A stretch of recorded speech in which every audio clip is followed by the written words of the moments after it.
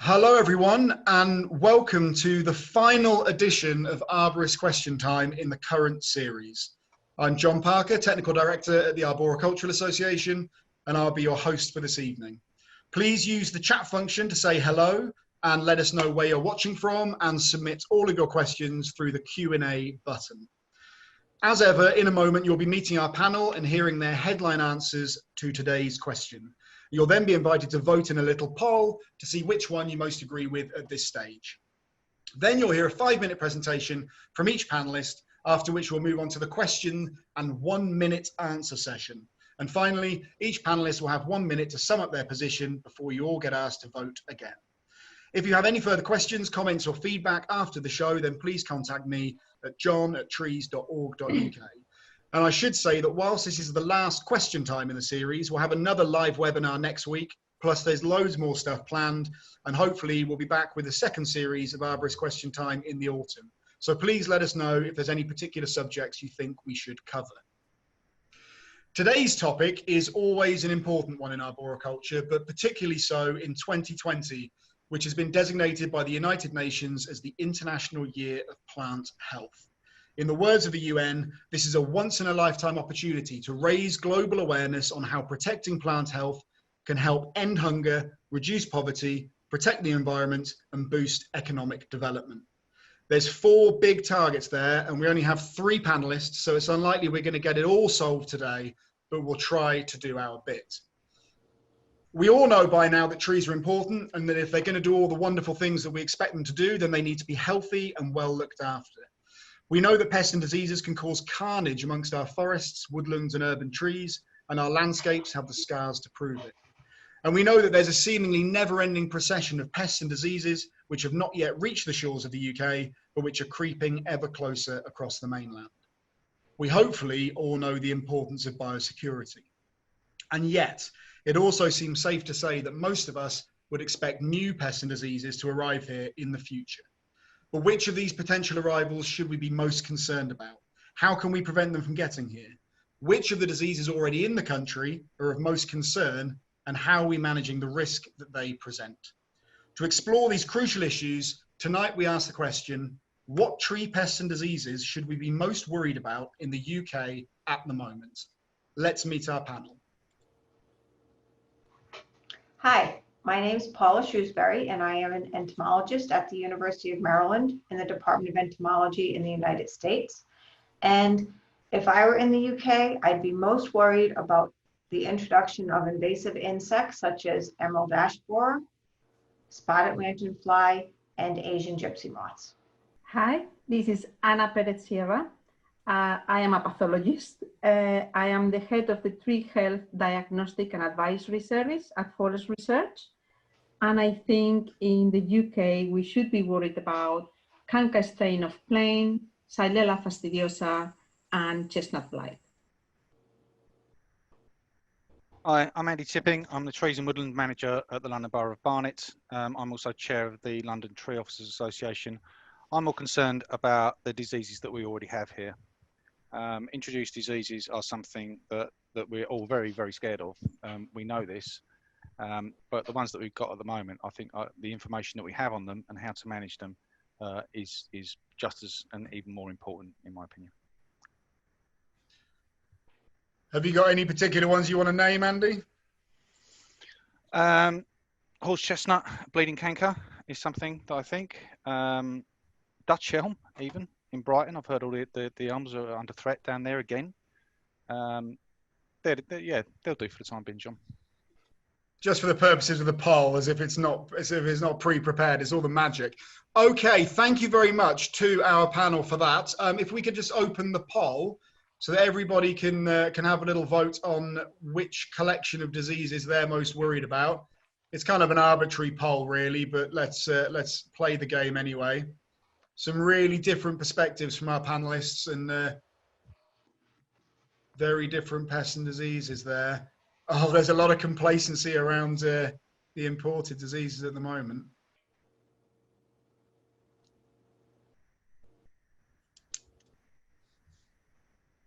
How are we looking? Oh, we're getting up there. There's people voting in the chat there as well. Ash dieback, definitely a worry, but I'm sure we'll cover a bit of ash dieback in a bit. Okay, let's leave it there. Let's leave it there. So at the moment, at this early stage, Anna is leading. Cankstainer Plain, Xylella, and Sweet Chestnut Blight, then Andy, and then everybody's incredibly blasé about Emerald Ash Borer. If you think ash dieback's bad, you wait. But anyway, we're going to find out a lot more from our panelists about those diseases, so I'll try and close that. I can never do that properly. Okay, let's move on to the presentations, and first up is Paula. Over to you, if you want to share your screen. So as I said, if I were in the UK, I'd be most worried about invasive insects such as the emerald ash borer, spotted lanternfly, and Asian gypsy moth. Okay, so in the United States, I just want to talk about some of the experiences that we've had here that you may also experience in the future in the UK, hopefully not. I'm going to talk about these 3 different pests that we've had different levels of experience with. I'm going to start with the emerald ash borer. We've been battling emerald ash borer for about 18 years. It was first introduced into the US in Michigan, and a year later we found it in Maryland, which is where I'm from over here, and it came through on nursery stock. In these last 18 years, we have now found emerald ash borer killing ash trees in 35 different states. So it's a relatively good disperser. It disperses through nursery stock, and firewood is another big way that it goes through, and then adult flight. When you think about the impacts that these invasive species have, you've got ecological, economic, and sociological impacts with emerald ash borer. It's our primary cause of ash decline in the US. We are also worried about some other Oleaceae plants that are in that same family as ash. In the US, we have 16 native species of ash, and emerald ash borer has killed tens of millions of trees in both natural and managed environments. Ash are a major member of forest communities, and within those communities or within ash, there are more than 20 species of organisms that are associated with ash. So there are many ecological cascading effects when we have these forests that have major depth of ash throughout them. There's major costs associated with trying to detect and prevent the spread and manage and control emerald ash borer to both federal and state governments, local municipalities, property owners, nurseries, forest managers, forest products, and again, lots of money spent in the management and survey and regulation. Historically, we have tried to do a lot of regulatory type of approaches, also learning about its biology and ecology, but also some focus on biocontrol and outreach and education. Most recently, in the last 2 years, we've decided to put a lot of our efforts into biological control, trying to suppress and stop ash outbreaks that way. We've also had sociological effects from emerald ash borer. There was a study that showed that in areas where EAB has had outbreaks and high death of ash trees, that there are higher rates of heart disease. Okay. So your ashes are at risk. You guys already have ash dieback there, but you definitely don't want to add to that problem by getting emerald ash borer into your areas. The next pest is spotted lanternfly. This is a type of plant hopper.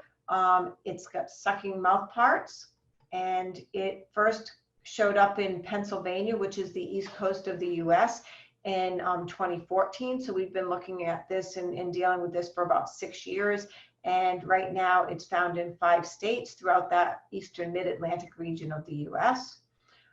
This one is a very good disperser. Once it gets into your country, the active stages can walk, they can jump, they can fly.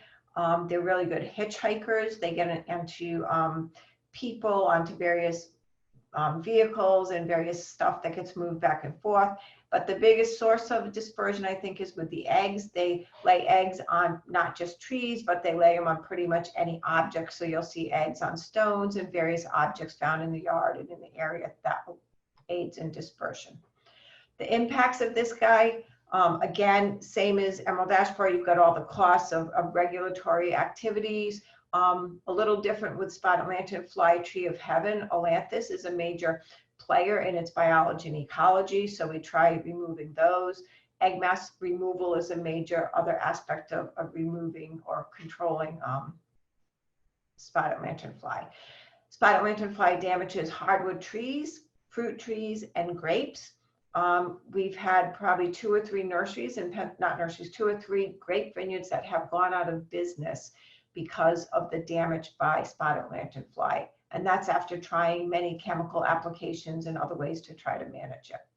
So the management is very challenging. And these guys are, like I said, are sucking insects. They're like giant aphids. They suck the sap out of the plants. Here you see grapevines. These are adult spotted lanternfly. Here they are on a tree, a residential landscape tree. You can see the numbers. You guys don't want this one. It causes bleeding of sap from trees. This is a picture of some of the honeydew. You guys are familiar with aphids. These are like giant aphids. The adults are about 1 inch in size. So lots of honeydew, lots of sooty mold associated with that gets on fruit, trees, other things. And you don't want this one in your areas because it can become a very big problem, as you see here. And the last one I want to mention are Asian gypsy moths. And these are native to Asia and Far East Russia. And these are different than the European gypsy moth. So this is actually a complex of multiple species or subspecies of gypsy moth. We do have the European gypsy moth established in the US, and we've been battling that for a long time.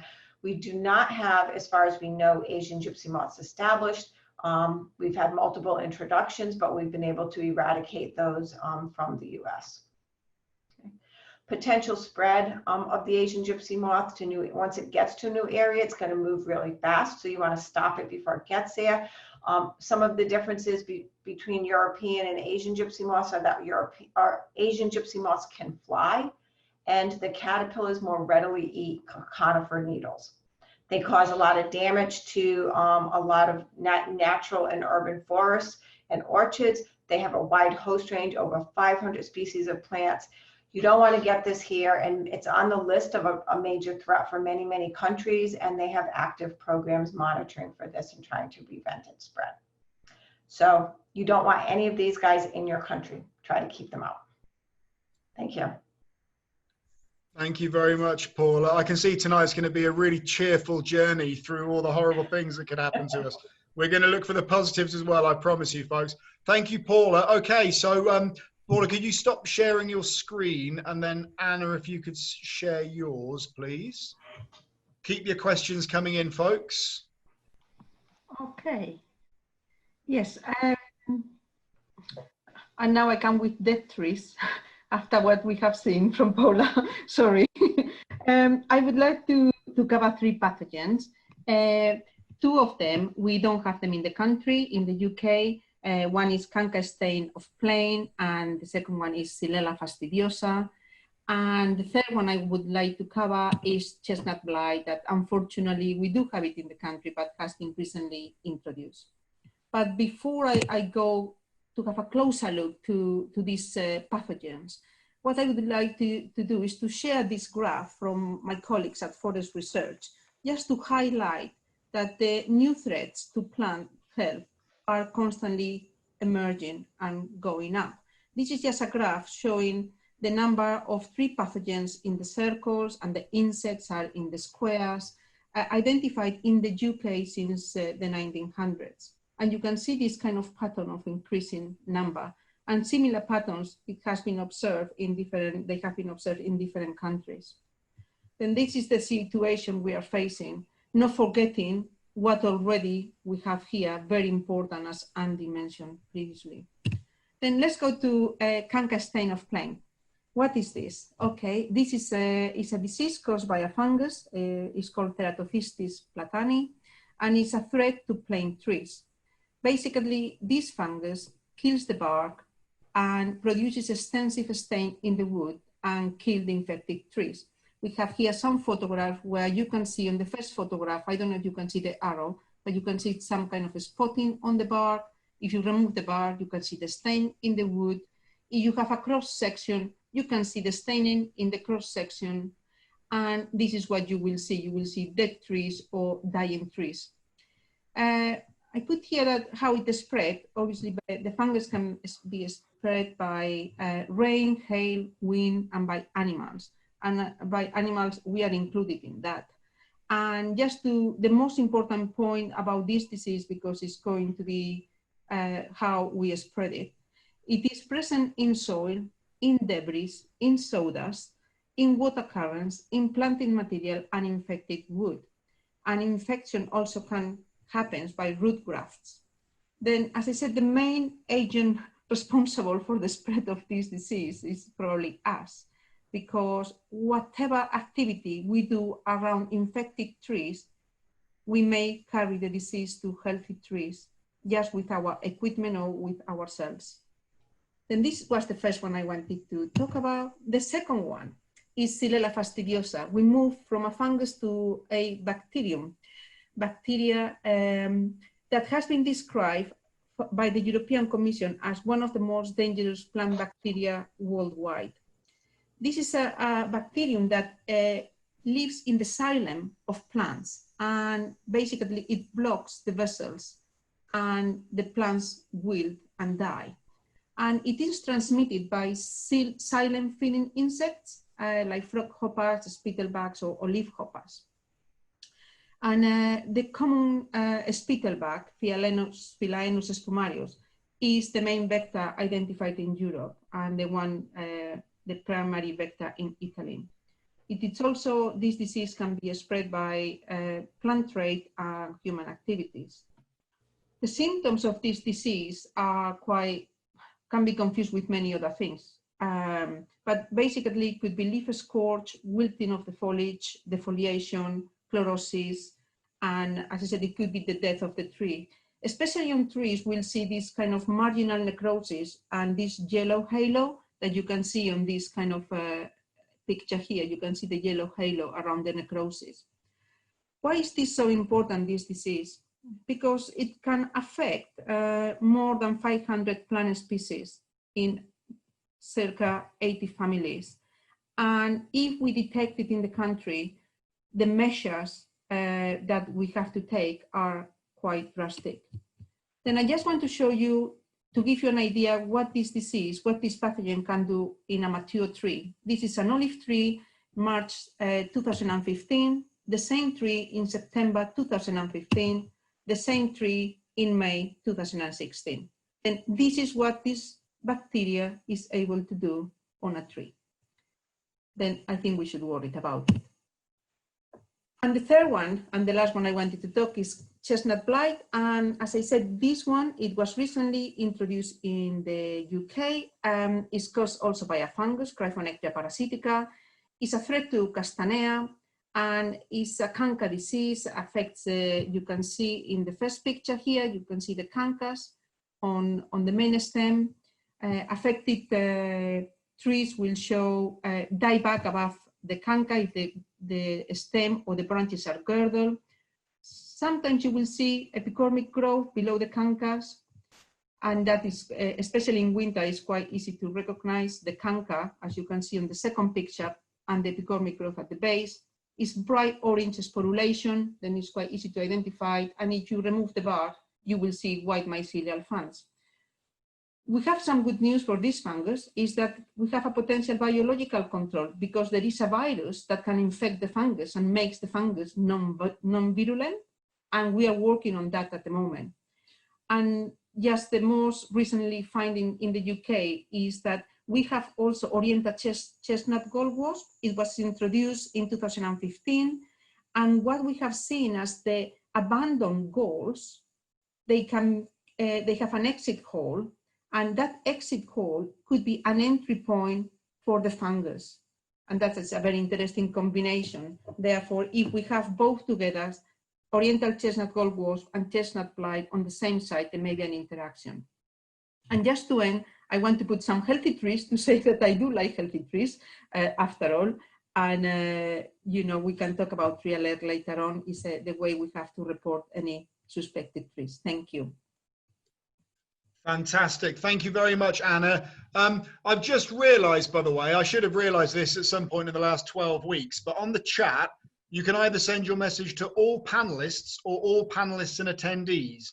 And some of you have just done it to panelists, and some of you have just done it to attendees. So if you wanted to say hello to everybody, revisit your message and check whether you send it to everyone or just to us. Always lovely to hear from you, but you might not be saying it to everybody. So imagine I said that 12 weeks ago. My apologies. Okay, next up, Andy, final presentation. Over to you. Okay, well, my talk is more about where do we find our information from? You know, what information do we get, and how relevant is it? The idea really is that the information on all pests and diseases, and the significance of them and the actions that you take should be there to empower anyone who's looking at trees. They should be able to go out, look at the trees that they're inspecting in the course of their duties, whether they're a tree officer, a consultant, a tree surgeon even, and be able to make a call on the disease that they see. Not to get it wrong or do some guesswork and stuff. It's to rely on the information. It's to empower people. Now within this, I think that there's an element where you want people to work together, and that's within whether or not they join organisations like the Arbor Association, the LTOA, other tree officer groups, so you can police each other and discuss tree diseases. It's the most important thing in lots of ways, because if you go through and fell everything that you find is diseased, because the information that you're getting is either non-existent or is quite poor, you know, it's irreversible. I mean, going back to when first ever job I did as a sort of white collar as a tree inspector was in Lambeth in South London, and I felled a big tree in Brockwell Park in Brixton because it had a small fungus on it. But that's what my tutor at the time had told me to do when I was a level 2 student.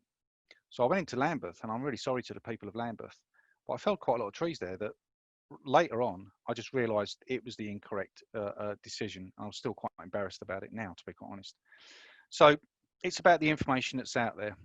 Now, as a, you know, because I'm a bit old school, and I'll show you what this is. So this is the David Lonsdale book, which is the Principles of Tree Hazard Assessment and Management. That's my copy. This is Works copy. The spine's gone, the covers have gone. You know, this is a really well-used book. Let's put it that way. So people are more likely to be looking online now. I was talking to some people recently. Where do you look? And they said online.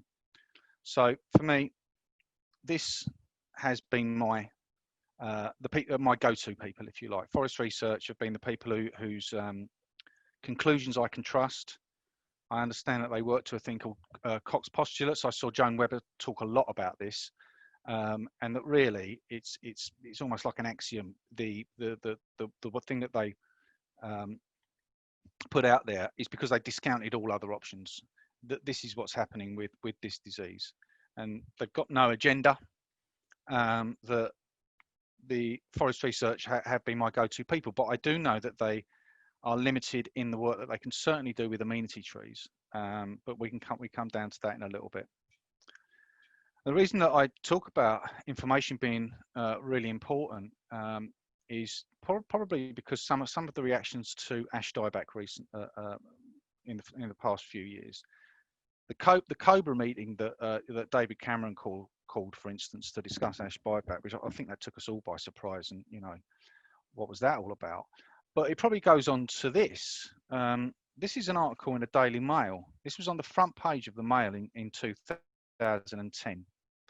And I remember seeing it and just thinking, you know, being very worried, because at that time, you know, you didn't know what was the truth. And this was all about Phytophthora. And we thought in this country we were going to lose all our oak trees. And this is why, because this was the kind of information that was being put out there.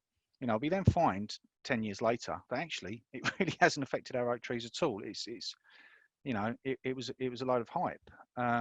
But you know, tabloid approaches and tabloid information leads to tabloid work for me. It leads to a tabloid conclusion. So the information is just so important to have it correct and to have it from a trustworthy source. I've just got 2 slides to come up really to do this, and I am going to talk about one particular disease that I'm quite concerned about. and it's horse chestnut bleeding canker because it seems to have gone under the radar. This is a disease that again was only introduced about 13 years ago. We started to notice that chestnuts were bleeding. We first thought it was a phytophthora, and then we realised that it was a bacterium, Pseudomonas. And this is what our chestnuts look like now. So interesting. This young so young trees get girdled quite quickly. So this is a relatively young tree, died very, because obviously this is in the same street, by the way. This one to the left here that you can see, okay, most of the crown of that tree's gone. There's no remedial pruning that we can do. That tree has to come down too. So those two are kind of, you know, we know what to do with those two. This one's quite an interesting one. This was only surveyed a couple of months ago. As you can see on the right there, the actual crown of this tree is really healthy, but this is what it looks like at the base.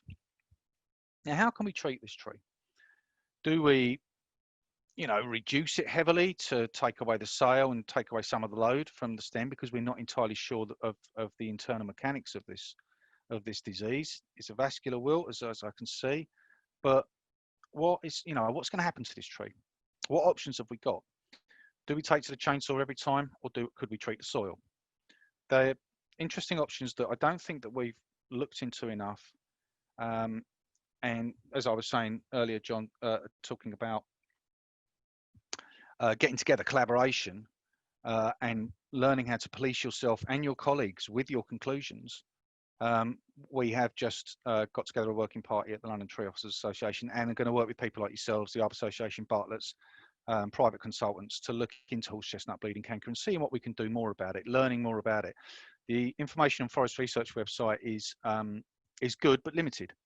It doesn't come really to a conclusion as far as I can see, and certainly not as much attention as quite rightly has been paid to ash dieback, which is perhaps one of those things I should have mentioned earlier. All of these diseases have come in and been introduced. They're not native diseases. They're not things that our trees have lived with for thousands of years and have some sort of symbiotic relationship with. Sometimes, you know, honey fungus, for instance, we know that trees are living in the soil with honey fungus, sooty bark disease, things like that, that we know that there's a stress level where all of a sudden the tree will succumb to this disease. This is different. This is introduced. So to all the tree officers really out there, and ARB consultants and anyone that's got any kind of influence, I think one of the main things that you can do, and this is what we've done at Barnet, which is something I'll quite, is to look at policy, look at your policy. Are you going to be the next person who introduces OPM? Are you going to be able to say that, you know, within the area that you manage, can you control this?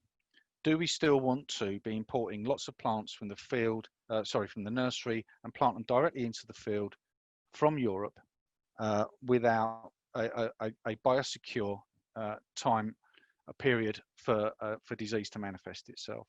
At Barnet, we did it in 3 ways. The trees that we plant, and we plant over 1,000 a year, semi-matures and standards, extra heavy standards. All of those have to have a growing season at the nursery. We won't plant trees directly imported from Europe at all. We let our contract 5 years ago with this clause in there as well, that our contractors are not allowed to plant trees. They're not allowed to access trees on our behalf from Europe either. They have to come from biosecure nurseries. And then in our planning permissions from our planning department with regard to planting trees for development, that's in there as a planning advice. I'd be really interested if anyone listening in today could consider trying to make that a planning condition, because what we've got currently is an advice part of planning permission. Then, so Barnet in a way is almost biosecure. We won't have a tree, apart from in people's back gardens, but in the public realm, we won't have any trees planted that don't come from biosecure sources, and we can control that. If we can spread that out across, then we can do our bit, because we are responsible and manage so much tree planting in this country, but only so much. What this needs to be is a change in culture where we're not planting trees from the nurseries of Europe into the field. Okay, that's me. Brilliant. Thank you, Andy. Fantastic as always. And you managed to bring it in just under 10 minutes as well. So that's That's almost spot on. Just a quick one, Andy. Could you hold up the book again you were showing? We've got a few people in the chat who are keen to.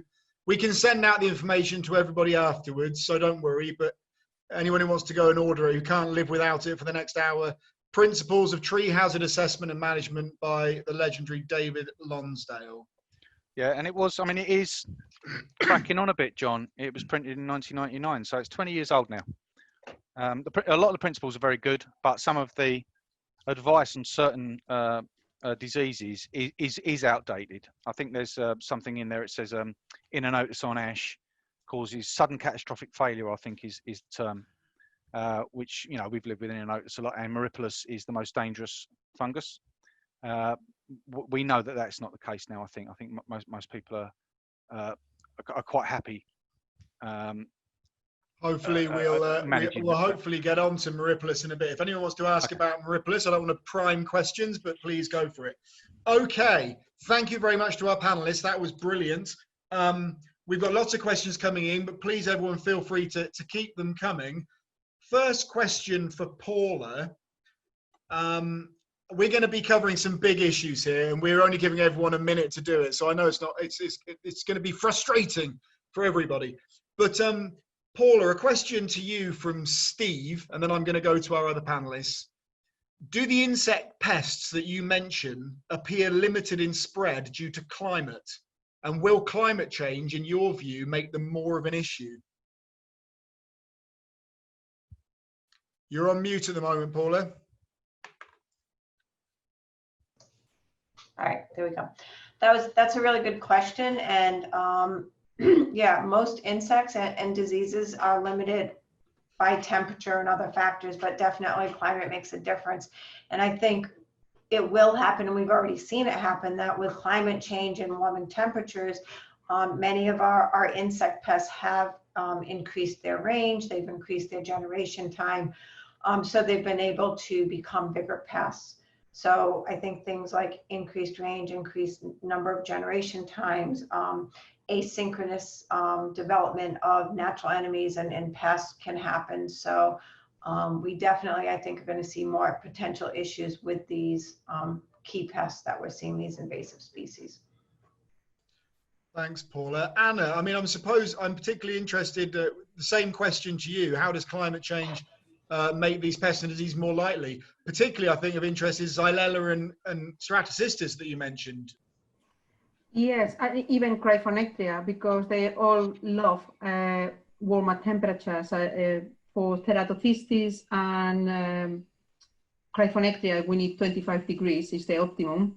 And then for Xylella, it's about 25, 28 degrees as well. Then it is obviously with the climate change, we will see some of the pathogens will be more prevalence more because we have milder winters, and that will make and we have the drought as well. Then you have the combination of the milder winters, the drought, trees are more stressed, and some certain pathogens, especially canker pathogens, they will be doing much better than others.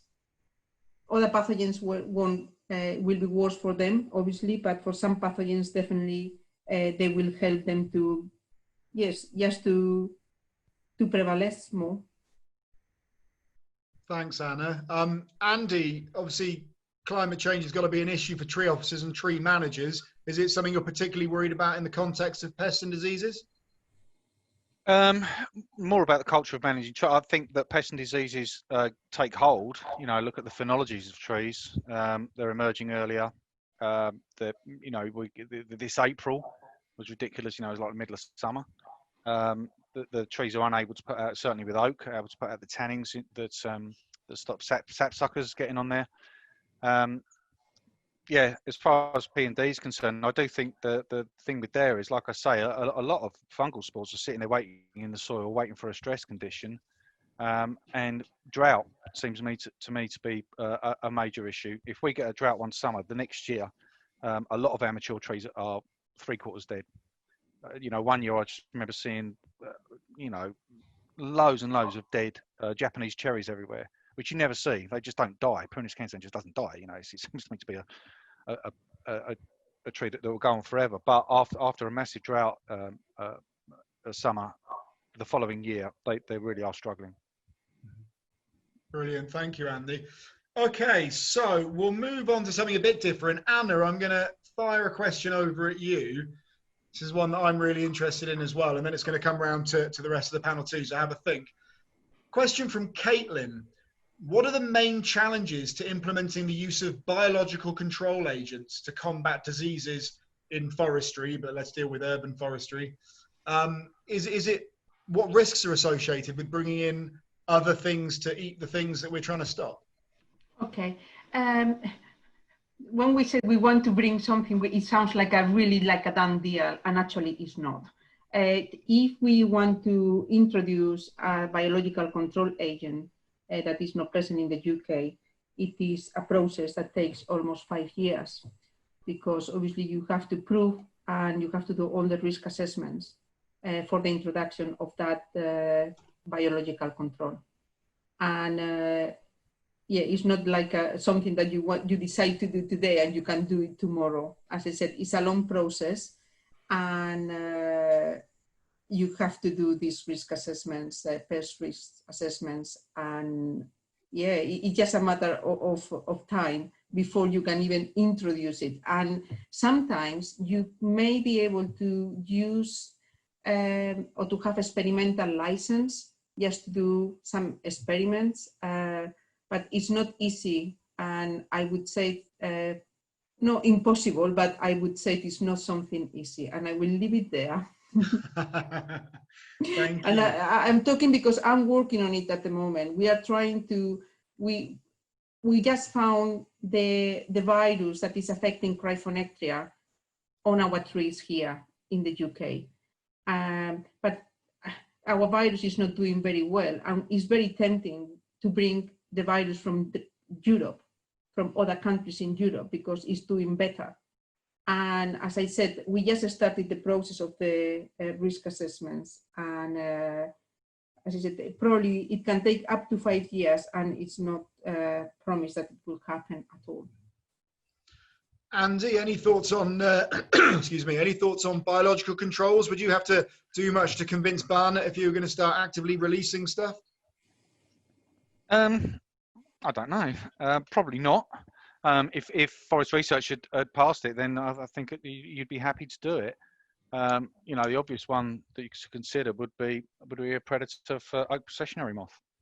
That would be, you know, what would be good to have a biological control for that, because if you haven't got it, you will get it soon.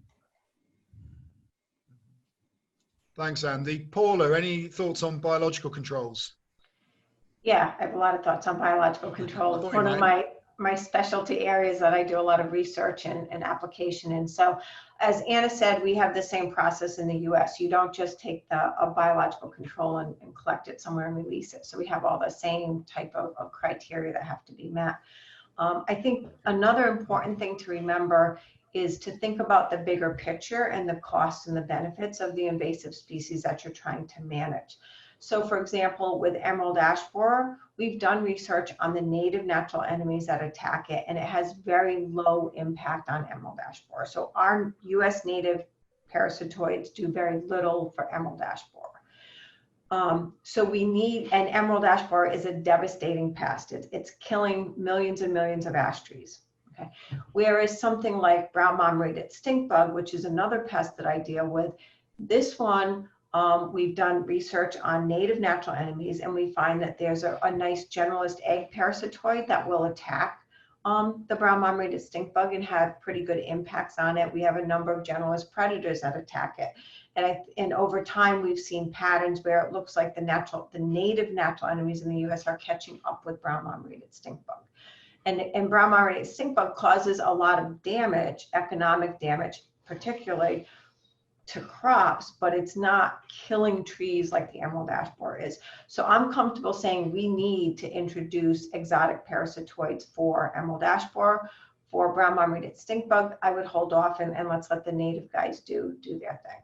So I think you have to look at the big picture and make those decisions, because I agree, when you're playing with biologicals, really, that you don't know everything, and there's always a risk when you're manipulating biological organisms.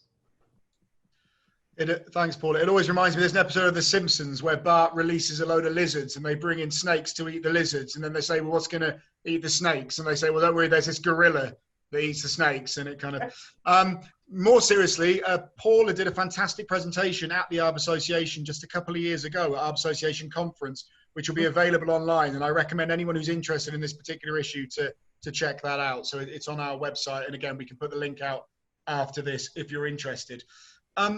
I had a different question lined up, but I'd just like to kind of go back to one we've already dealt with about the climate change issue. So I'm going to confuse myself here, but Chris Corder has asked a great question. Will the warmer climate reduce any current pests and diseases? And I'm going to go, I've just totally thrown myself out because I do have a system, believe it or not. I'm just going to go to Anna for that first, to drop that on you. Just a couple of words, you know, the opposite effect of what we've just discussed, really. Yes, I mean, some pathogens won't do as well as especially in the UK, that we have quite a cool, wet climate, and we have pathogens like Phytophthora. Some species of Phytophthora, they are cool loving, for example, but some of them are not. Then you may, it depends on what, you may favor some pathogens, but no another. And also, it's not only, you have to take into account, although it's not only temperature, it's humidity. And you have, what we are seeing is milder winters, but wetter springs. And that it will encourage other pathogens as well. Then you are going to have an up and down. You may see that some species, they will do better than others. I mean, but I will have to go one by one cases kind of thing. You know, I don't know, I cannot think of any particular case now. Thank you, Anna. I don't know if anyone else, Paula or Andy, if you've got any thoughts on that. Paula was nodding a little bit. Yeah, I think, you know, with most organisms and insects, of course, I'm aware of this, is that there are upper temperature thresholds where they will not do well anymore. So I think some of our cooler temperature insects, so insects that prefer cooler temperatures and do better at lower temperatures, will not fare as well. We have lots of examples of insects that are doing better with warming climate. I'm sitting here though, trying to think of ones that do worse with warming climates, and I can't come up with an example, but I can imagine that it does and will happen. I'm just thinking, for example, one interesting thing we have seen, maybe it's not that way around, but with Phytophthora cinnamomi, for example, Phytophthora cinnamomi, we normally find it in warmer climates, but now we are finding it up and up. It's found now in Sweden, Germany, we find it here. When we find now Phytophthora on sweet chestnut, it's not Cambivora anymore, it's Phytophthora cinnamomi. Then what you see sometimes is the replace of one species by other that is better under these conditions. Then maybe my answer before wasn't kind of, I don't know, a bit vague, but what I mean is some pathogens, they will, they won't do as well as this, as if they have the good conditions, but they maybe will still present, but other ones will take advantage and take over. And you will have like a swap of one by the other, if that makes sense.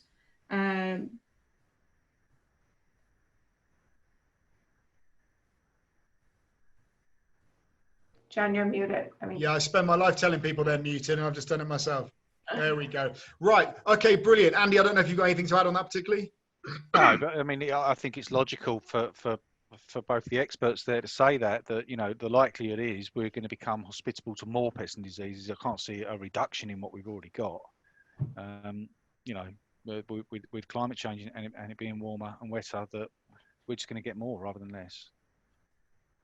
Yeah, I agree with that, Andy. Definitely, we're going to have more problems than fewer problems. Yeah. Well, thanks for all the good news, panel. So maybe we can answer that issue with, we've had a couple of people asking similar questions. Graham and Steve are the two that I'm looking at right now. Graham says, and this is a question to Andy, sorry, in the first instance. Graham says, why don't we just ban the importation of all live plants and soil? The risk far outweighs the economic value of the trade. And sort of following up from that, I suppose, is Steve's question. Does the panel think that a total ban would be sufficient to reduce the biosecurity risk to an acceptable level? Andy first. Well, I think it's a decent proposal, because you can shut the border quite easily. You can say no more plant importation, but currently, I mean, the amount of plants that are imported into the UK from Europe every day is in the hundreds of thousands, if at least. I mean, you go into any supermarket or garden centre, you've got plants there in soil that have come in that morning. I think it would be a really difficult thing to enforce. There'd be a restriction of trade element to it. As far as trees go, though, because it's a smaller industry, if you like, than the ornamental plant industry, I think that could be enforced a lot better. But I was reading the other day about ash dieback and how it happened and everything, and they were saying that there's over 1 million ash saplings that are grown in this country, that are required in this country each year, and there simply is not the land or the expertise or the money to do that. Labour in Eastern Europe is so much more cheaper to export our ash saplings over there, get them looked after for 3 or 4 years, and then bring them back. So there is a big, it's an industry question, if you like, and are we willing to pay more for our trees as well? And I'd say you'd hope so, in order to reduce this risk. Thanks, Andy. Paula, you're next. I mean, answering the question generally about why not ban imports, but also out of interest, how does it work in the USA? I assume there's so much space, there's not that much requirement for imports. Is that right? Yeah, in the US, we don't have as many countries as close to us as you do, so we don't get quite the pressure from so many other countries. I think the idea of banning trees from other countries or imports of plants from other countries is a good idea, but there's probably lots of reasons why it's not going to work, for economic reasons and just practicality and stuff. And the other problem is that many of these pests don't come in just from plants or soil. Many of them, emerald ash borer, Asian longhorn beetle, brown marmorated stink bug, spotted lanternfly, they came in on pallets, on various structures or the boats themselves that are bringing these shipments in. So there are lots of other sources where these infestations or these invasives can be coming from. Thank you, Paula. Anna, any thoughts? I think it's more or less what my colleagues, they mentioned. Canker stain of plane is another example. It was introduced in theory in wood packaging material. As you said, it's not only the plants, and it is difficult to control all the imports, obviously. And another potential issue is, and maybe it should be mentioned, is you can try to control ports, airports, and you have online. And at the moment, I cannot bring seeds of pine because of Fusarium virginatum, but I can go online and buy them, and it's a non-pathogen. Then that is an issue. That you can go and buy them on the internet, and I have them here, but tomorrow. And in theory, you cannot bring seeds. They may have Fusarium virginatum. This is a pitch canker problem that is seed-borne. Then, as I said, you may be able to control some areas that I think is very difficult, obviously, but there are always ways to find the pest and diseases could find their way in. Some not legal, maybe, but sometimes unfortunate, because some pathogens, some spores can be blown in currents, in air currents, long distances. And we know specifically with grass fungi, they can travel very long distances. And in theory, one of the theories for ash dieback is that some spores were blown from the continent as well. they even mentioned that it could be one of the possibilities. Some of the spruce beetles, they are very, very tiny. Then, you know, still apart from, obviously, I think us, as we are the main responsible for introduction with our activities, but sometimes it could be very unfortunate. So Thank John, you. can I say one more thing? Please, of course. I just want to make sure that you don't think that I'm making the point that that isn't a good way to do it. So coming in from plant and soil is a major source of infestations from diseases and insects. So I think you guys have some programs already in the UK trying to slow down or reduce the amount of plant material that comes in. So I think the more you can do that, the better it is. So if there are plants, specific plants and or programs that you guys have that are going to do that, I think that's great. And it will definitely, I think it will help to reduce the number of invasive species that you get. But you can't forget about these other ways that they come into. And Yeah, I know if Keith Sacre is listening, I know he was rolling over at that question. So. There's more questions for Keith coming up, I'll tell you, about nurseries. Yeah. Andy, were you going to say something there, sorry? Yeah, only slightly, John. I mean, you know, we are a country that's market driven. You know, if people want to buy cheap olive trees in Homebase or B&Q, which I saw recently, Anna, I saw you just shake your head there. I mean, these were little semi-mature things. They must have been, they were little pollards in quite ornamental pots, really cheap. I mean, 50 quid for, olive must have been, you know, had a good 8-10 centimetre diameter on it. You know, olives, and we're considering controlling Xylella. So we're market driven. That's what we are. So, you know I said that I'd happily pay a few extra pounds for the trees that I plant, and I would, and I do. But I'm not a general consumer who's buying something for my back garden. So there's a few questions in both about buying stuff online and nursery provenance that we're going to certainly come to because they're big issues. So we're going to be addressing those. Thanks everyone for that. Paula, next question for you. This is from Stuart in Whitminster. Stuart asked specifically, what steps are the US taking to prevent entry of further pests and diseases coming into the country? So that's the first bit. But the second bit of his question that I think is more interesting, actually, is there much public awareness of the threat of pests and diseases? How much are the public aware of what the problem is here? Mm-hmm. Yeah, both good questions. So the first question, what is the US doing to help prevent some of these introductions? You know, we have a government agency, USDA, APHIS, which inspects at ports of entry of various products and things, and there are other inspections that go on. But just like lots of countries, we don't have the money or the resources to inspect everything that comes in. So a lot of things get missed. Not surprisingly. So we do have programs. We have programs where we work with countries of origin and require certain treatments of certain materials if they're coming in. So that there are cases of that. Okay, but that said, a lot slips through the cracks. And then the second question was, is the general public aware of the issues?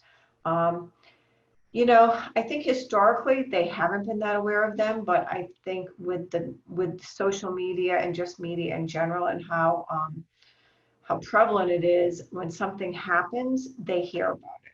So, for example, just recently, the giant Asian hornet, also known as the murder hornet, showed up in Washington State, and that's just like a cool, scary insect. But it was all over the newspapers, all over the media. You know, entomologists were getting asked to do interviews on this. And so people were very aware of it. And so they know to look for it and stuff. So I think that helps. And then we have, you know, some educational programs to educate practitioners and also the public on what the invasive species are to look for. Thank you. Anna, you sort of do the whole tree alert system, don't you? So you deal with a lot of people reporting pests and diseases. What's your take on public awareness of tree pests and diseases? I have to say that this, I'm quite impressed because I think people are aware of pests and diseases, and we have a good response of people reporting through Tree Alert. When we started, we never thought we will get the amount of reports we are getting. As an example, for example, these first 3 months of this year that we were in lockdown, we have more reports, for example, for entomology than in the whole of last year. And people are getting better when they report things. Then I think we have the resources. People go to the resources. We have also some citizen science projects that people, they can go and visit. They can see webinars. They can see the resources. And people, I think they are using it. We have been working as well on updating web pages, and because that helps. We were a bit behind on that. And yeah, I think people are, I'm quite impressed with the knowledge of people and the awareness. Thank you, Anna. Andy, you know, tree officers on the front line, ambassadors for arboriculture, you speak to lots of people in the general public. Do you think they know anything about tree pests and diseases? Yeah, I think oak processionary moth in particular, and ash dieback. But OPM is something that we've you know, we have extensive OPM throughout Barnet in North London now. So that's only going to spread. We don't really have many deal of ash, and we have urban ash trees, and we tidy up. You know, the leaves get swept, and really, it's not so much of an issue in London as it is around the country. But yeah, OPM. I had a phone call from someone this afternoon to tell me that we had oak processionary moth in one of our parks that wasn't picked up by the Forestry Commission, and so we'll go and inspect that and check it out. I would say with OPM, just the point I wanted to make is how there is again how much emphasis do we place on the public health element of the toxin released by the caterpillars of OPM to everybody, and what risk transference do we have where we put one of our arborists into that tree who is far more likely to have an allergic reaction than a person. I think things like that, the information that's out there is, it can be, like I said earlier today, it can be a bit tabloid. How dangerous is OPM to the general public at large? How dangerous is it to the arborists that we're putting into trees to get rid of this risk, because we can do that?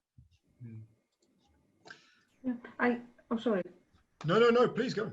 I have to say that about the public awareness, I think Kalara had a big role in the awareness. I think because when we had Kalara, it was on the media, and I think from that moment it's like people got more interested. And as you said, OPM, and is the other one because also of the human health issue. And I think probably these two are people are getting, they know about it and they want to report it. And they are the top pest and disease reported through Tree Alert, actually. Thank you. Should I say, Hakan, who I think is in Belgium, has made a couple of good points in the chat there, one of which is the public generally don't know what a beneficial insect is, let alone a harmful one. So might have a negative view of the public there, but I suspect possibly you might be right.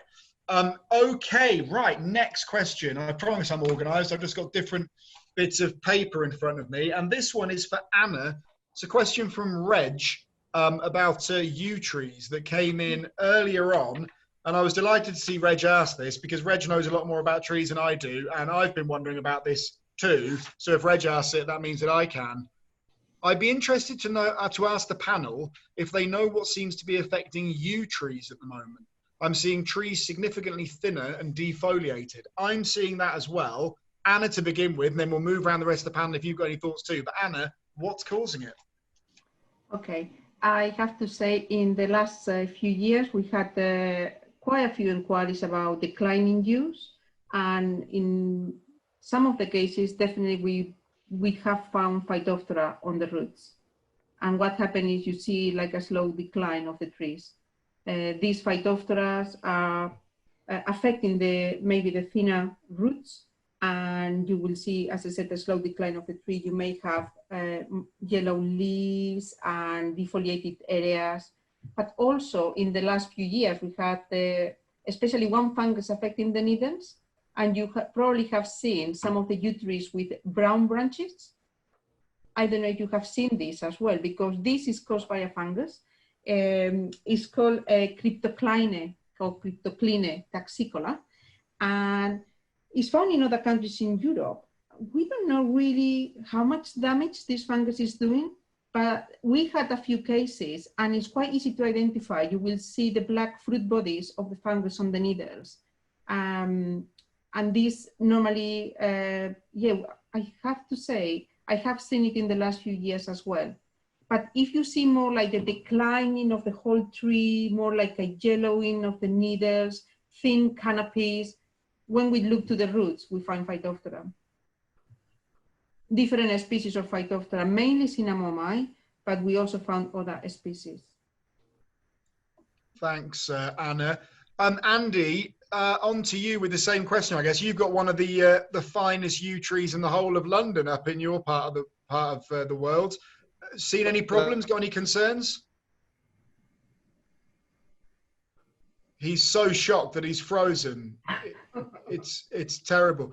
We'll flip straight past Andy onto Paula. That was Paula. true. I was it's Oh no, he's back now. Sorry, go on, Andy. What was really interesting? Oh, okay, sorry, that's not happened there. So yes, I was. Did you get the bit about the Totteridge yew? We got none of it. You looked thoughtful, and then you just froze. Okay, so yes, I was going to talk about the Totteridge yew because it is, yeah, it's the oldest tree in London, and it's managed by me and my team. We manage it on behalf of because it's a closed churchyard. It falls to local authority to manage.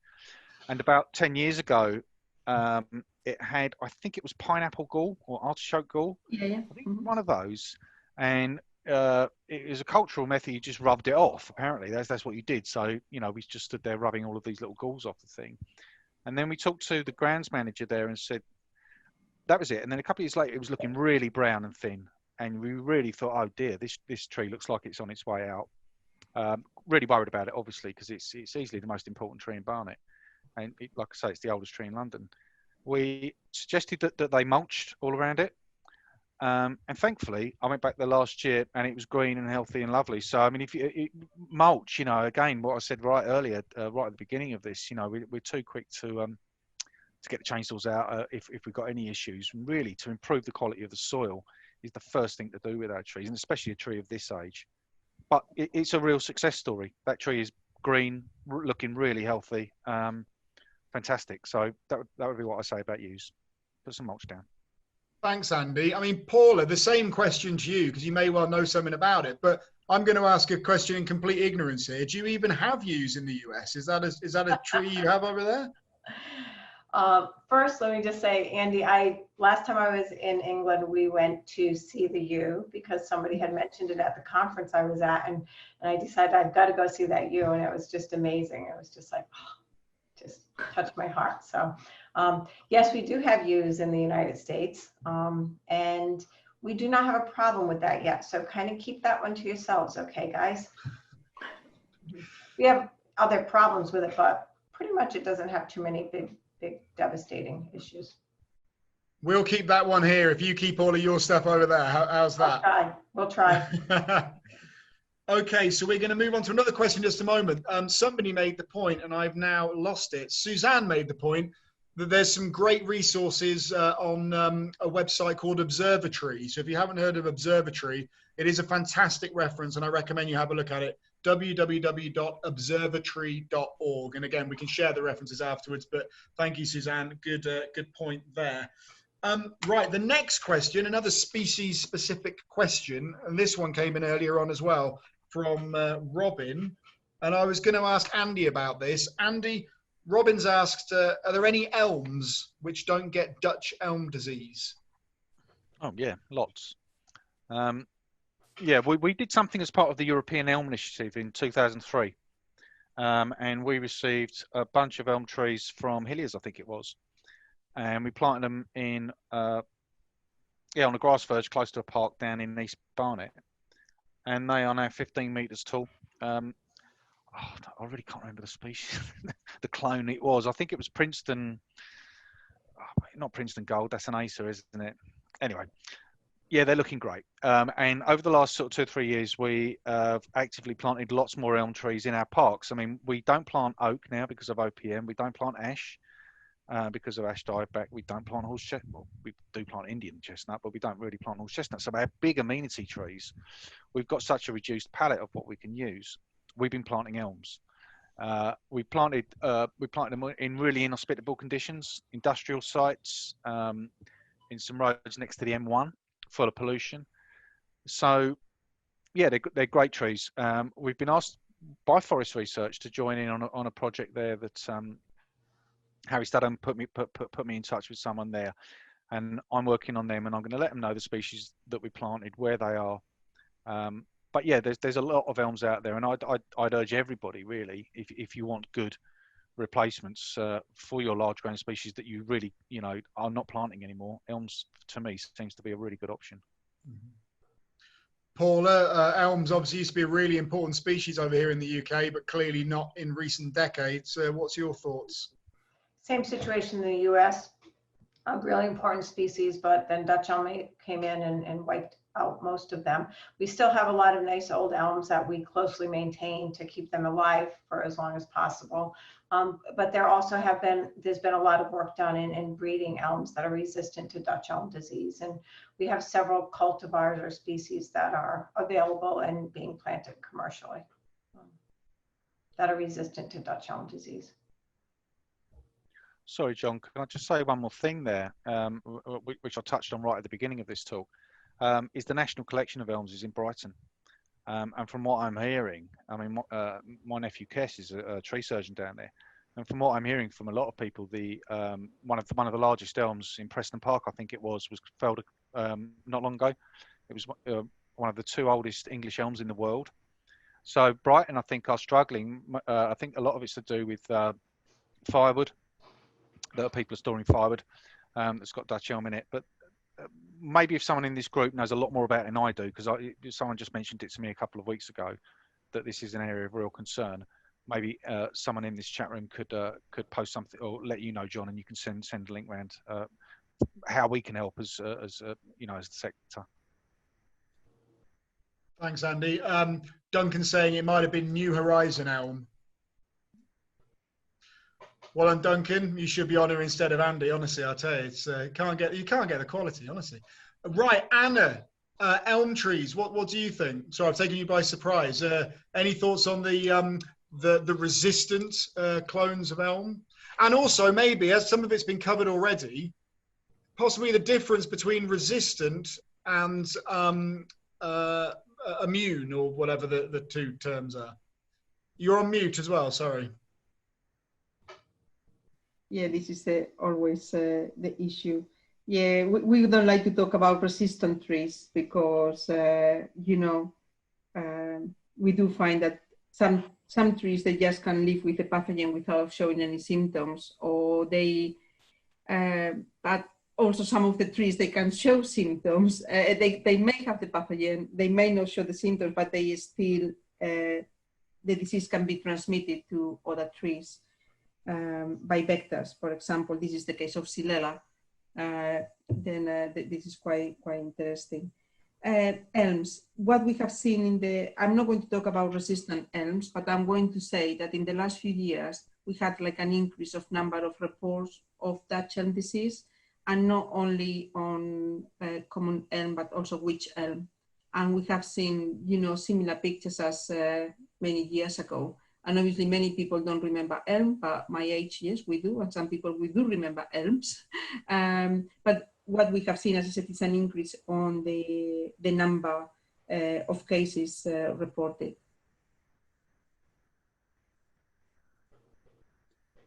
Thank you, Anna. Oh, we've got so many great questions here. I'm kind of, as always, struggling to sort of get through them all.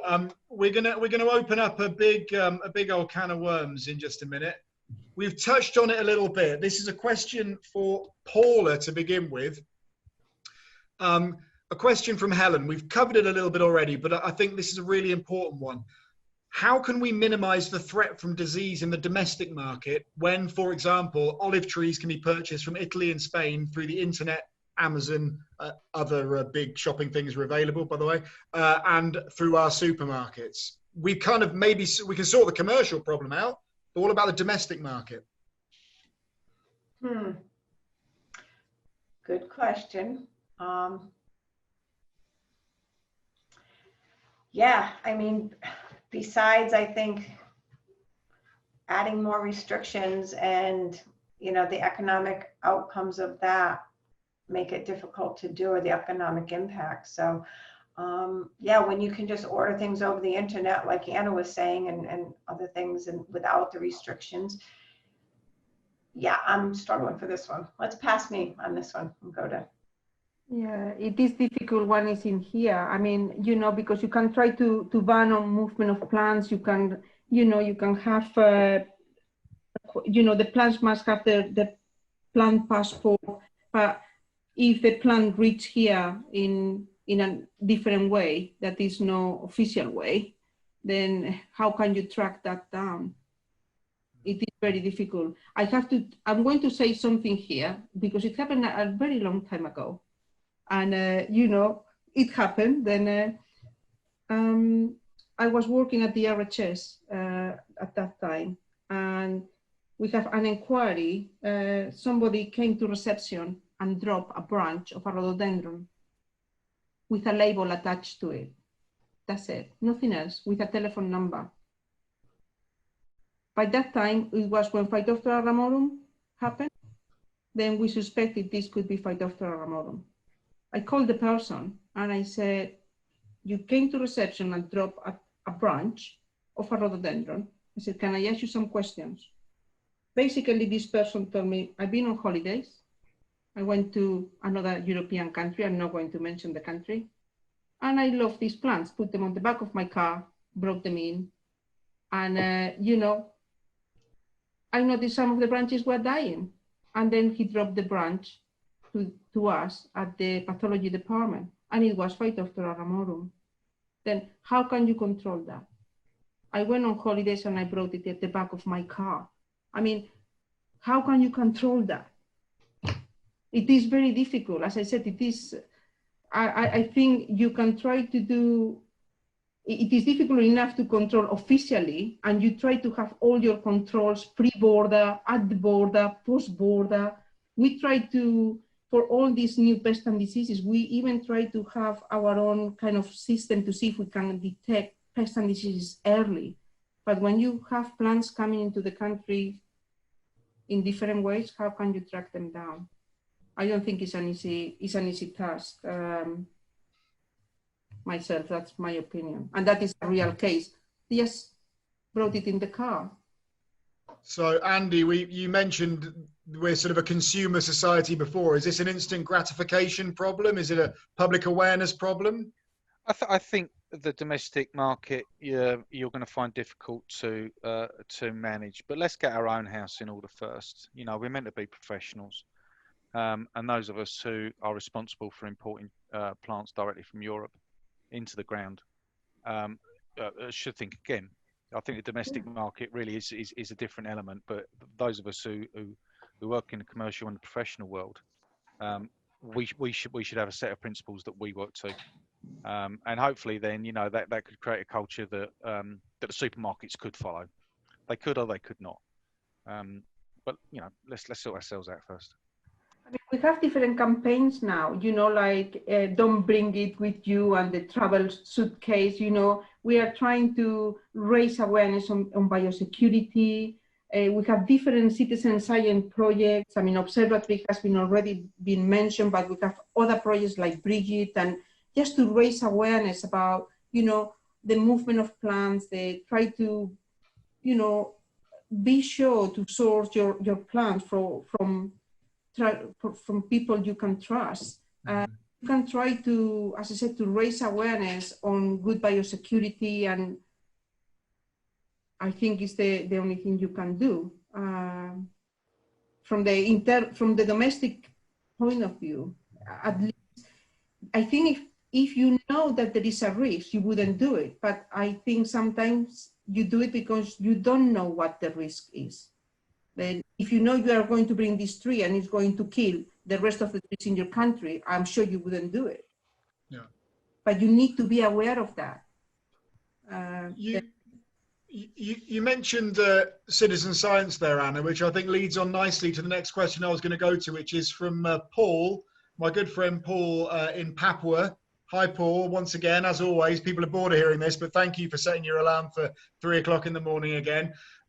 Paul's asking if there's any community engagement where the general public are trained up in terms of knowledge and skills to tackle pests and diseases. It's a bit of a loaded question for you, Anna, because you've touched on some of them, but if you first like to explore and describe some of those programs in the UK. Yes, I mean, we do have different programs. As you said, I work with trees, and we do have tree health events where they are open to anybody interested in trees. They could be tree owners, woodland owners, or could be members of the public.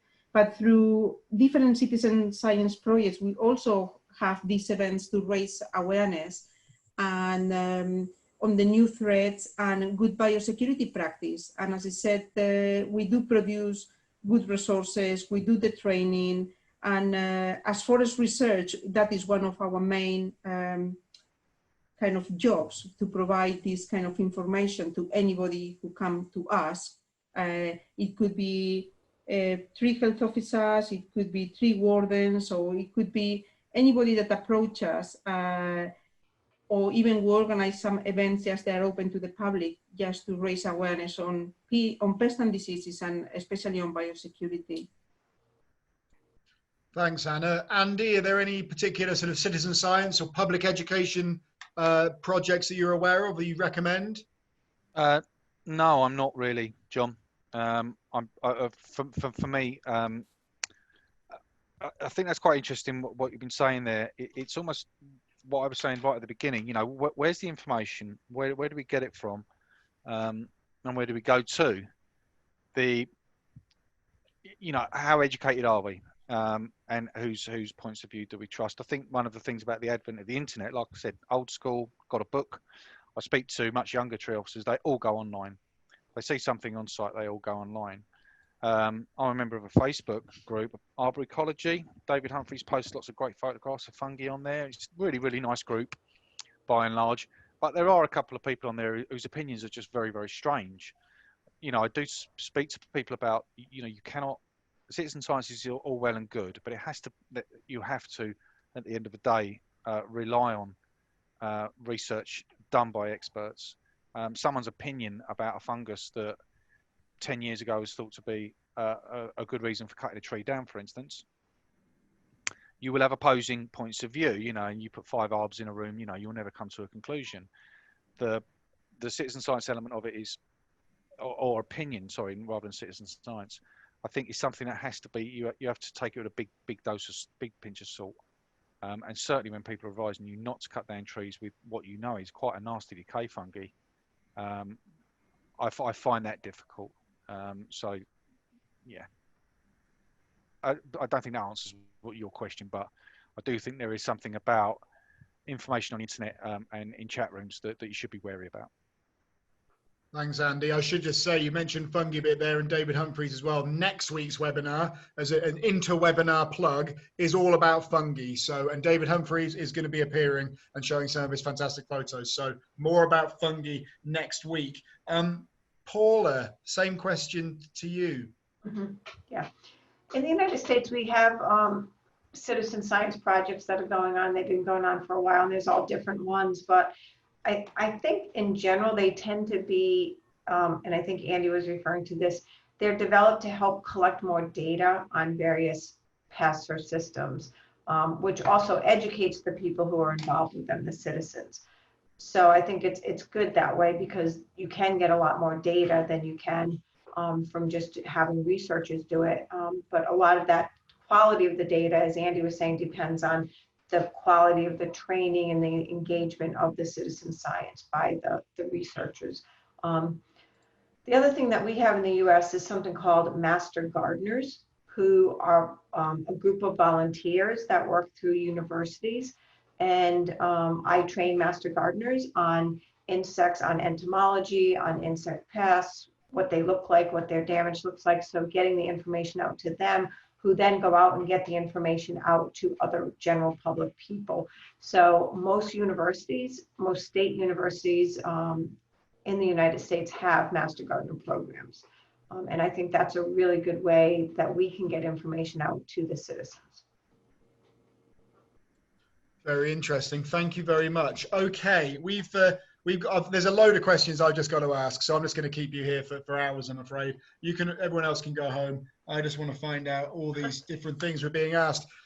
We're going to go to Andy for the next one. And this is a question from Sarah about the tree planting targets that we have got in this country, the ever escalating numbers of trees that various politicians promise to plant.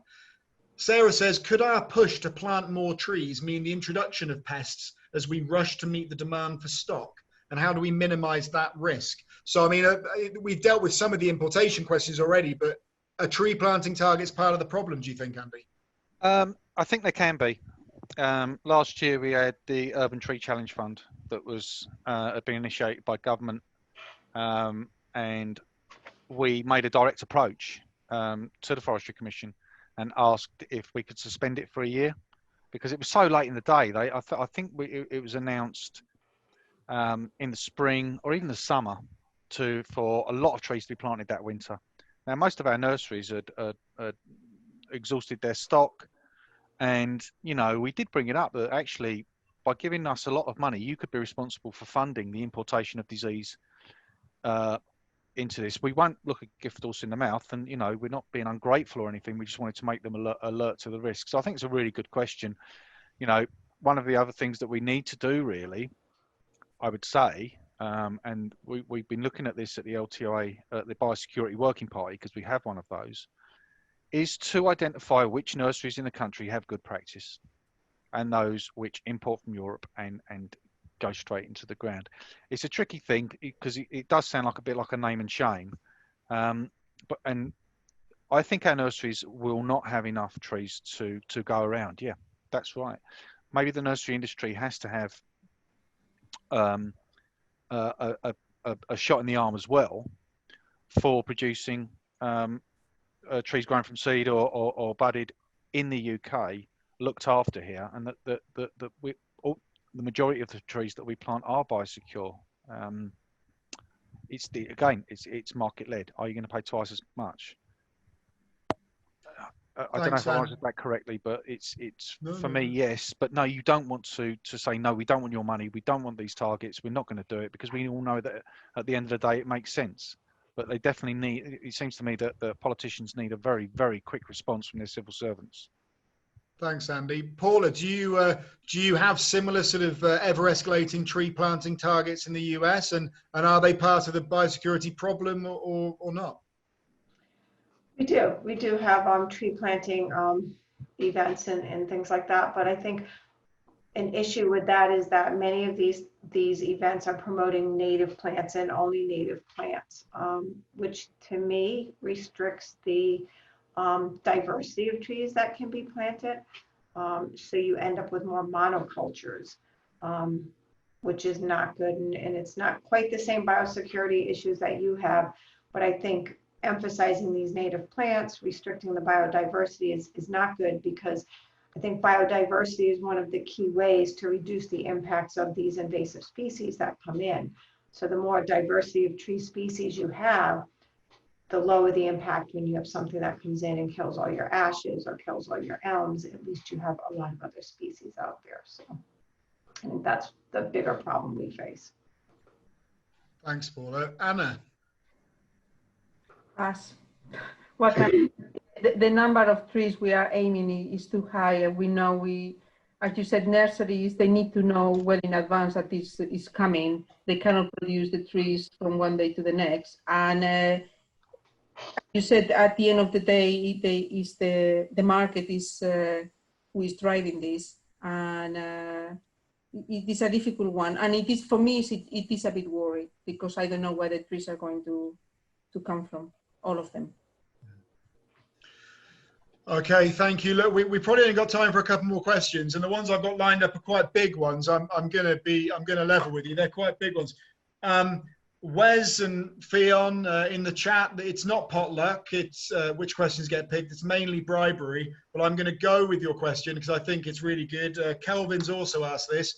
To bring together a number of questions that different people have asked, how important is it that we start planting more non-native trees, or exotics as they're sometimes called, rather than following this native is best attitude that seems to sometimes be creeping back in? I'm going to ask Paula first, because I know you hear an awful lot about the benefits of natives and non-natives at home. Yes, yes. Well, I guess when I think of natives versus exotics and planting them in our managed environments, I think it's more important to look at the function of the tree and what that tree gives to their area where we're planting it, rather than the origin of where the tree came from. And along with the function of the tree is how well it does in the environment that you're putting it in. So if you have a more natural area and you have native trees that are going to do well, they're fine. But you also have areas where you might not have native trees that are going to do well on city streets and more urbanized environments. So I think, again, looking at the bigger picture of what the tree contributes, what the objectives of the planting are more important than just the origin of the tree. Thank you, Paula. Anna, native versus non-native. Yeah, I think it's, I agree with Paula. And yeah, for me, the big, obviously I'm thinking always of the pathogens apart from the trees. And obviously, if these exotic species, where are they coming from? In which way are we going to grow them here? And what are they bringing with them? That we don't know. Because what we know is we could be bringing pathogens that in site of origin, they do nothing because they have co-evolved together. But when you take them out of their environment and they come to a different environment, these pathogens or pests, they may be quite aggressive to our own species, and we don't know. Then it depends. I'm in between. I'm a hybrid. I think you have to be careful. Whatever you do, you have to be careful. And if you do it right and follow the right procedures. Don't just say, oh, I like this, let's try and bring it. And, just do things right and be aware that, what you could bring with that nice species. It could be something else that you don't know. That will be my take on it.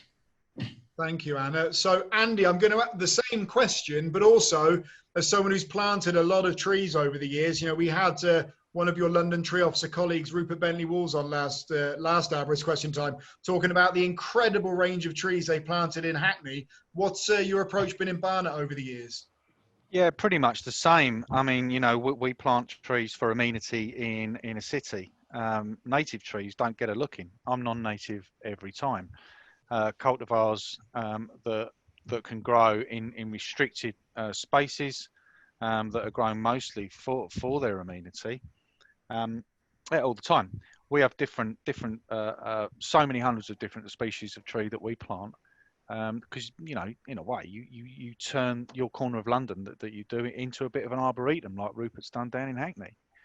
Why not? Natives are for woodlands, really. In my opinion, it's a different thing. And at the moment, we're planting like hibiscus. We've turned into trees. Crazy looking things, but really effective. Big flowers all over them. The public love them. It's going back to that double flowering cherry of the 1960s, really. Having said, I've just looked though. I mean, the government, the Committee on Climate Change recommends that we plant 30,000 hectares of woodland each year. How many billions of trees is that? No, so forestry and woodland are very different from amenity trees, I think. So our we plant nothing in comparison to what the foresters are meant to be doing. But yeah, cultivars from nurseries.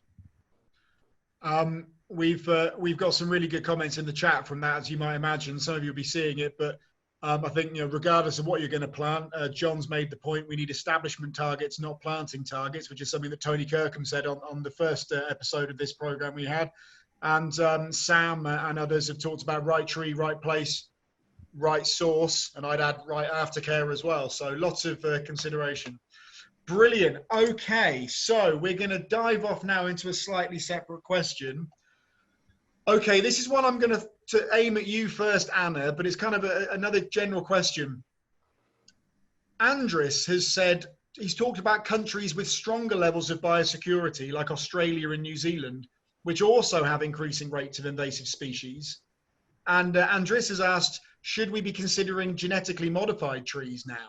So there's kind of two parts to that. One of them is, I constantly hear about how amazing the biosecurity in Australia and New Zealand is. I'd love to hear from someone out there how good it actually is. The time difference isn't great for anyone to comment, but if anyone knows, please feel free to talk about it on the chat. That's the first thing. The second thing, the bigger question maybe, genetically modified trees. Anna.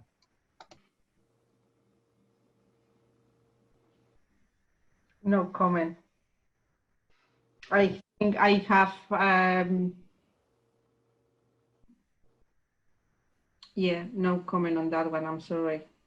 I think I will I'm on the fence on that one.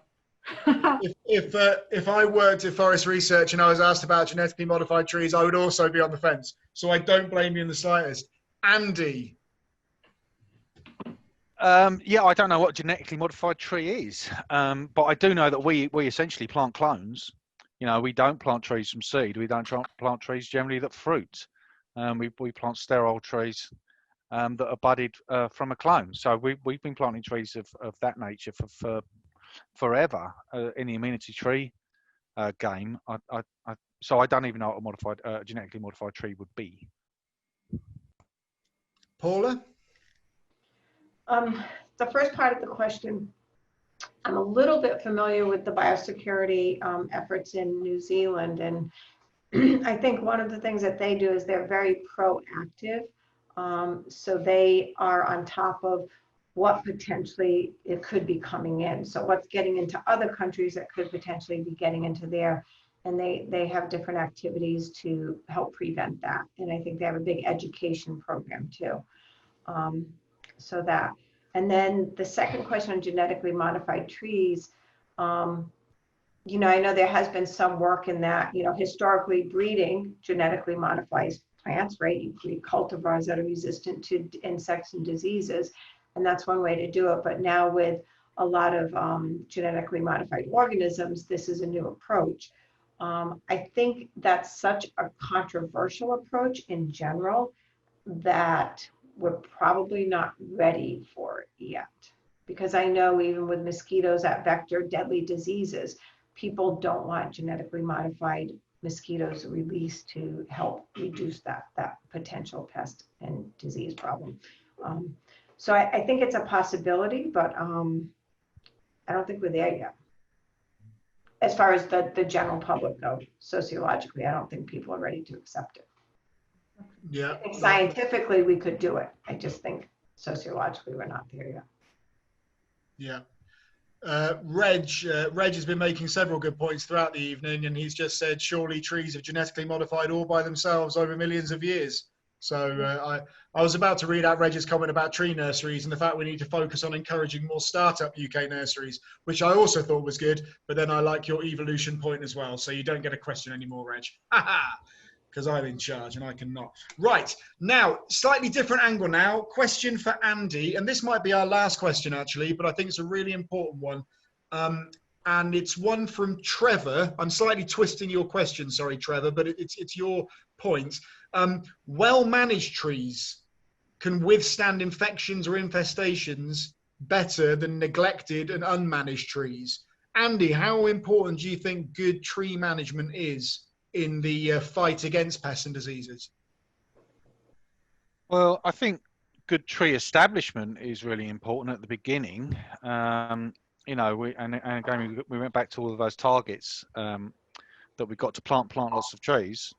The thing that we should be making sure is that 5 years after we planted them, they're actually independent in the landscape and they're doing quite well for themselves, really. There's too many trees that are planted. I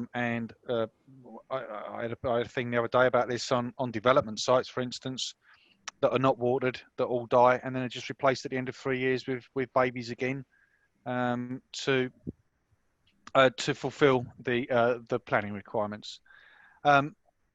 We're taking a different approach in a lot of ways, where we're trying to do far less tree pruning than we've ever done before. I think that beyond formative pruning at a young age, if you can plant a tree in the right tree, right place principle, where you don't need to manage it anymore, you don't need to prune it anymore. Again, going back to the soil, I think you can improve the soil by mulching and stuff. I don't know, but if well managed, every time you prune a tree, you damage it. So I don't know if what Trevor's saying is that if we keep our trees well maintained and well pruned and all the rest of it, they'll have less chance of being diseased. It's quite the opposite is true. Every time you prune a tree, you open up its sapwood to sapwood exposed specialists. Does that make sense? Totally. Thank you, Andy. Paula.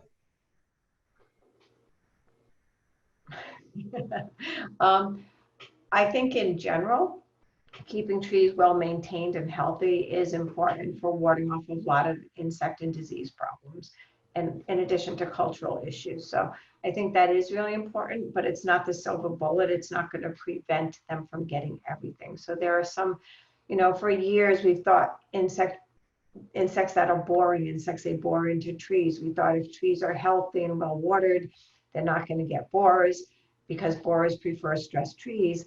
But there are lots of examples of borer outbreaks in trees that, from our perspective anyways, we look at and we would say that those trees are not stressed, that they are well maintained. So I think it is important, and I would definitely say it's a good approach, but it's not going to be the silver bullet and stop everything.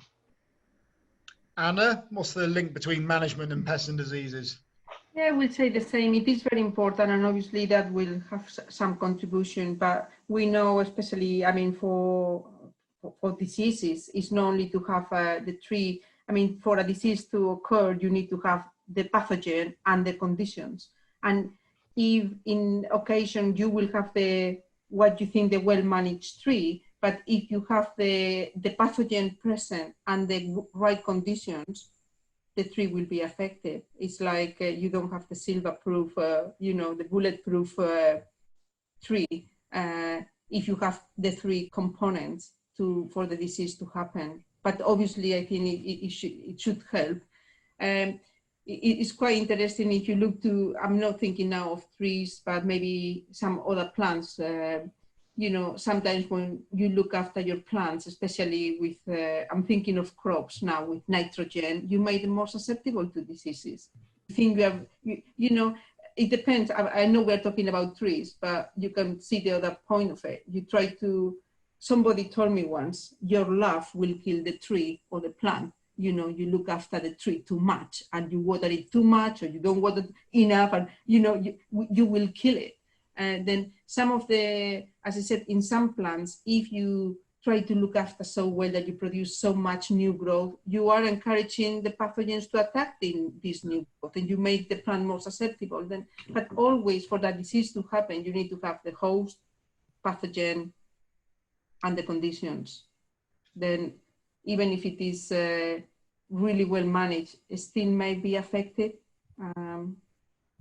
Thank you. I should say Trevor's also said he was referring more to sort of watering and nutrients and mulching and care, as well as just pruning. I think we probably all agree that watering, nutrients, mulching are going to be beneficial and strengthen the immune system of the tree. But thank you for the clarification, Trevor. Okay. Oh, sorry, Paula, go. Yeah, please. Yeah. And I'm assuming that this means that people are educated on proper ways to do that, but Anna touched on this. I just want to say that there's lots of evidence that shows that if you over-fertilize your trees, you make them more susceptible to many of your insects. So you're basically diverting energy of the tree to growth by fertilizing, especially with nitrogen, and it's taking away from plant defenses. So again, finding that balance. And usually what we recommend is if you have insects on your trees, don't fertilize, take care of the insect problem, and then come in and do your soil test and look at your tree growth and habits and see what's needed. So I don't think we have a great culture of fertilizing after the tree leaves the nursery, to be quite honest. We just water. Mm-hmm. Good. Okay, I'm just going to ask one more question. Sorry, There's loads of questions. I feel like sometimes I think we've been going on too long. I have to say we've still got 133 people watching now after an hour and 40 minutes, which I think is pretty amazing. And thank you all for sticking around. So I'm going to assume you're happy for another 133. Someone's just left in protest. Amazing. I hope it was worth it. A question from Ian. We'll go to Andy first. It's about ash dieback. It's one I know a lot of people will be interested in, and I think we should mention it at least. Ian said that studies suggest that a small proportion, maybe 5% of ash, could be resistant to ash dieback and will therefore be a valuable genetic resource for repopulation.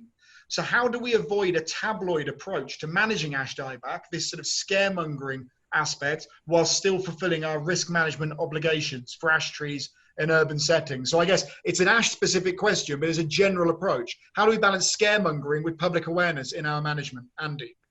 I think it's what's been suggested by the person who's put the question forward. If you look at ash dieback as part of your stock, your portfolio of trees, if you like, and you manage the risk, and he's talking about managing the risk. Now, as far as I know, no one's been killed by an ash tree falling yet that's got ash dieback. I don't know if any major limbs have been shed off. I mean, I have to say, I'm coming at this from a slight point of naivety. The only time I've really looked at ash dieback was when I got me and a couple of the other tree officers, LTOA, got given a tour of Kent last year by Aubrey, I think his name, and a guy called Barry down there. They were great. They showed us it all, and they showed us like a very sober, steady hand to how to manage risk on an area the size of Kent. So where nearly all of your trees are infected. It is, they were doing it, the percentage of trees that were dying off, and focusing on that. So obviously, there's a real money consideration there about how you do it, and a public public information part of how you go in and manage something like this. How do we do it? I tell you what will be really interesting, John. I mean, the advice currently on forest research and other places is that you should not cut down ash trees that have got it. That's the advice. It's okay. So we're not. A lot of people are though, and then certainly for local authority tree officers, what happens then if we do have the duty to consult that's been put in the Environment Bill, where we would have to consult on every ash tree that we were going to fell because it had ash dieback? You could be talking about thousands of consultations every year, and that people could object to them because the current advice is not to fell them. Thanks, Andy. Paula, how do we balance scaremongering with public information? Yeah, good question. I think the thing is, the education is important, but I think knowing the biology of the tree and the pest is really important. So is there a chance that those trees can recover? And so is it better to leave them up or not leave them up? With emerald ash borer, for example, we don't have ash dieback, but we have the EAB, and that's just killing trees. They become hazard trees. They fall down and we need to take them out, and there is no recovering from them. But I've been looking at some of the comments that have been coming up while Andy was talking, and a lot of people are commenting that they're seeing recovery from ash dieback. So in this situation, it seems like it would be, and as long as they're not falling on people and hurting them. Thanks, Paula. And Anna, finally to you. Yes, I can say similar to what my colleague said as well. Obviously, with ash dieback, as you said, we do not recommend to cut the trees down unless there is a risk for safety and stability of the tree. You need to make that assessment. And I don't know if it was you, John, or Andy, that mentioned about these 5% of trees that they are tolerant. I think 5 is quite high. I would say it's maybe 1 or 2% is what we are will be more realistic.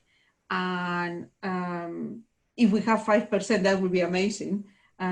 I just wanted to mention that obviously we have at the moment several trials going on looking for these tolerant trees, and they have been a selection of, in theory, trees that they are in infected areas that are not showing any symptoms, and these trees have been grafted, and we are still at the beginning of the project, but of this new project, but for a few years now, we have been looking to trees that seem to be escaping the disease to see if they are really tolerant or just they manage to escape. As I said, 5% of tolerance I find is quite optimistic. I would think if we get a few, 2%, I will be quite happy. If we get 5, I will be even happier. Thank you very much, Anna. Well, that's the final question that we've just had. There were so many good questions. We couldn't get through them all. I'm sorry. There's been some great discussion in the chat as well. Some of the questions which we couldn't get to were really, really interesting. And I will forward those questions on to our panelists. Our panelists will be sent all of the questions anyway. So you may yet get an answer. I was just sorry we couldn't get to you. As ever, we like to give our panelists just a minute to sort of summarize their position or just make some closing remarks. Just ahead of the final poll. So we'll go to Paula first, just a closing statement. I think some of the things to remember are, I think the most important thing is that prevention is going to be the best way to reduce these detrimental impacts of the invasive species. So we've talked a lot on, where our sources of plant material come through to reduce the likelihood of the influx of these things, and then also improving other biosecurities activities at borders and in ports is really important. I think the other important thing is education of practitioners and the general public, the citizens, to inform them on what these pests look like, what the damage looks like, so that they are the eyes and the ears out there. The earlier you can, if you can't prevent something from coming in, the earlier you can catch it. Once it's in there, the more likely you have to stop it. And then I think the third point I'd like to make is that tree diversity is really important. So we aren't going to stop everything, no matter how hard we try. So by increasing the diversity of tree species that we have in our urban systems is really important to at least reduce the potential impact of these invasive species. Thank you, Paula. Anna, closing comments. Yes, yes, prevention obviously is an important one, but also early detection, I think for me is one of the important ones. If something comes in, that we are able to detect it. If we are able to detect something early, we may be able to do something about it.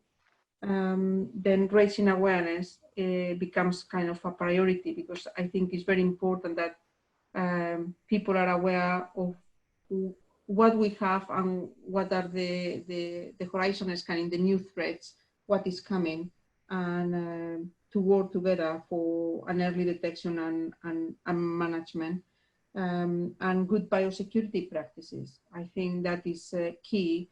If we have something coming in, that we don't spread it. And then I think good biosecurity practice, from seeing where we source our plants to any kind of activities that we do when we work around pests and diseases. And I think working together, talking to each other, I think is very, very important. Then I think these are my message, kind of, this affects us all. And, if we can work together and, yes, try to keep our eyes open to what is happening, and see if we can manage the new threats. Thank you, Anna. And Andy, final word to you. Well, yeah, I mean, it's really moving on from what Paula said about education, and I think for practitioners especially, as far as citizens are concerned, I mean, I'll leave that up to Anna, but those of us who actually work in the industry, I think need to have access to higher level qualifications so that we're taught the right things, we ask the right questions, and we are given the discipline to look at trees with pests and diseases and come to the right conclusions. There is an issue there, though, in that currently I was talking about myself after when I was at level 2 and I condemned that tree down in Brixton. Still embarrassed, but doing the level 6 that I did about 12 years ago cost £900. It now costs about £7,000. And if you want to do the Myoscope BSc, including the foundation, you're looking at a bill of about £20,000. So for young arbs in the game, and like I said, I mentioned my nephew Kes. I've also got another one called Caleb who's in the industry. You really want to keep these guys in the industry. You don't want them to, at the age of 35, decide that they're going to go and become builders, because you know that's all there is. The apprenticeship program, I just wanted to let you know, John, I don't know if you guys do, that the Institute of Apprenticeships has now recognised arboriculture as an industry distinct from forestry. And some of us are involved in trying to develop arbor apprenticeships at level 4 and level 6, are hoping that that will be consulted later on this year, and potentially that will be available for next year, so that cost isn't borne by the individual. It's borne by the apprenticeship levy, and that people can get that education that I think they richly need, in order so that we can keep hold of people in the industry with good experience and then good qualifications at the end of it. Brilliant. Thank you very much. Well, thank you to all of the panelists for the closing statements. We're going to put the poll back on now, which quite frankly feels relatively random because we haven't really talked that much about these things, but we've got a format. We've got to go with it. I'm hoping if Sarah's still awake out there, there we go, of course. Everyone have a little vote. It makes me feel like you're all watching anyway. Otherwise, I just think we're doing this to ourselves and no one's watching. Look at you all, bless you. It's just so exciting. It's like everyone used to watch football on teletext. It's a bit like that. Where are we? Okay, well, I think we can stop it there because Anna's won again. Anna was leading at the beginning. The only person who really threw it all away was Andy. You were second, and you've just gone down to nothing. Paula, you've convinced some people. That might be the first time we've actually had a bit of a different result from before and after. So that's very exciting. Thanks, Andy, for sharing your votes. Thank you, Andy, for making people not worry about that stuff. Anyway, look, so as always, thank you. Our panelists, thank you so much. You're all brilliant. It's been an absolute pleasure, and we all really appreciate it. Thank you to all of you who are watching, who stay with us for almost 2 hours. It's incredible. Let me have a look. Some of you are slipping away now. Still more than 100 people, 120 people after 2 hours. You're brilliant, and thank you for the chat. Next week, we've got a webinar about fungi with Emma Gilmartin and David Humphreys. It's going to be brilliant as well. So it's open to registration on our website now, and there'll be more information coming out about that. We'll start promoting that tomorrow. Thank you to everyone. Thank you, panelists. Thank you, audience. Take care, stay safe, and we will see you next week. Thank you all very much. Thanks, everybody. Cheers, everyone. Thank Bye now. you. Bye-bye. Bye. Bye.